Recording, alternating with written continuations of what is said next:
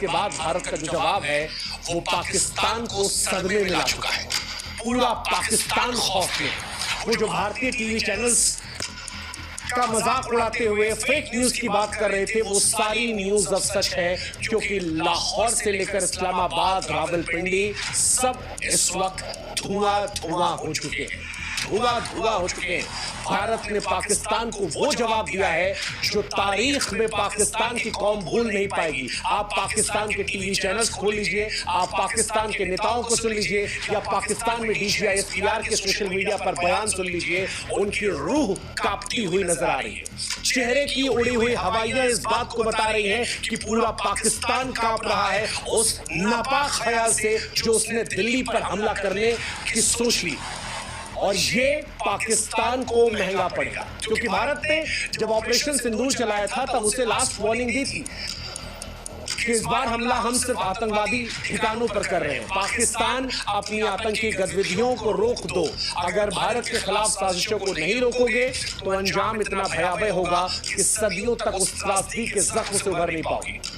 पाकिस्तान नहीं माना। पहले जम्मू, पंजाब, राजस्थान में ड्रोन से आतंकवादी हमला करके हिंदुस्तान के सब्र की कोशिश की, और उसके बाद आधी रात को भारत की राजधानी दिल्ली पर मिसाइल और ड्रोन से हमला करने की नापाक और कभी न माफ करने वाली साजिश की। यह हमला ताबूत में आखिरी कील था, क्योंकि इसके बाद भारत ने जो कुछ किया वो पाकिस्तान को डरा रहा है।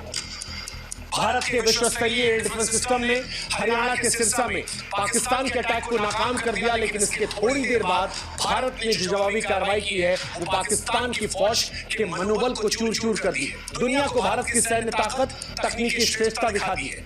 इस्लामाबाद से लेकर लाहौर, लाहौर से लेकर रावलपिंडी और पंजाब में घुसकर भारत ने ऐसी सर्जिकल स्ट्राइक की है कि पाकिस्तान के DGI-SPR लेफ्टिनेंट जनरल अहमद शरीफ चौधरी रात को 4 बजे प्रेस कॉन्फ्रेंस कर रहे हैं। और अगर आधी रात को प्रेस कॉन्फ्रेंस करने को आ रहा है तो आप समझ सकते हैं कि घाव बड़ा गहरा रहा।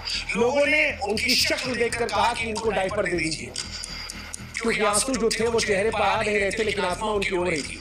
उनका चेहरा घबराया हुआ था, आवाज जो थी वो कांपती हुई थी, चेहरे पर हवाइयां उड़ी हुई थी। बौखलाहट ये साफ बता रही थी कि दिल्ली पर नापाक हमले का ख्याल जो है उसका भारत ने कितना करारा जवाब दिया है, कैसा अप्रत्याशित जवाब दिया है, और ऐसा जवाब दिया है कि पूरा पाकिस्तान धुआं धुआं हो गया है। वो जो 10-12 घंटे पहले सोशल मीडिया पर अपनी पीठ ठोक रहे थे, अब कांपती जबान से डर से सिकुड़े चेहरे और मनोबल के साथ हार का मातम मना रहे थे। पाकिस्तान में रावलपिंडी में जनता जो है वो सड़कों पर उतर आई थी। नेता सोशल मीडिया पर बकवास कर रहे थे, टीवी चैनल में एंकर जो है वो मरने मारने की बात कर रहे थे, लेकिन उस वक्त भी उनकी जबान जो है लड़खड़ा रही थी। पाकिस्तान ने कोशिश की उसके बाद भारत पर अटैक करने की, लेकिन भारत का एयर डिफेंस सिस्टम पाकिस्तान को शर्मिंदा कर रहा है, और पाकिस्तान देश चाइना से जो सामान खरीदा था वो भी उनको शर्मिंदा कर रहा है। लाहौर का पूरा एयर डिफेंस सिस्टम खत्म हो चुका है, और साथ ही खत्म हो चुका है पाकिस्तान के 3 प्रमुख एयरबेस, नूर खान एयरबेस रावलपिंडी का, रफीकी एयरबेस शोरकोट का, और मुरीद एयरबेस चकवाल का। इन तीनों जगहों को हिंदुस्तान ने खत्म कर दिया। यहाँ पर जितने सामान थे, हथियार थे, रडार सिस्टम था, वो सब कुछ धुआं धुआं हो गया। और ये सब कुछ इसीलिए क्योंकि पाकिस्तान दिल्ली को निशाना बना रहा था। अभी तक बॉर्डर एरियाज में लड़ाई चल रही थी, लेकिन पाकिस्तान ने अब तक की अपनी सबसे बेवकूफी और आत्मघाती साजिश को अंजाम दिया। दिल्ली पर आप ड्रोन से अटैक करेंगे, बैलिस्टिक मिसाइल लगाएंगे, दिल्ली पर जहां संसद है, रक्षा मंत्रालय है, अहम जगह है। क्या मकसद था दिल्ली पर हमला करना? भारत को नुकसान पहुंचाना, दुनिया में बदनामी, नागरिकों में दहशत फैलाना। खबर तो यहाँ तक है कि कुछ चीन और आतंकी संगठनों ने मिलकर चाल चली थी। हालांकि इसको लेकर जांच पड़ताल जो है वो चल रही है, कितना सच कितना फसाना वो पता लग जाएगा।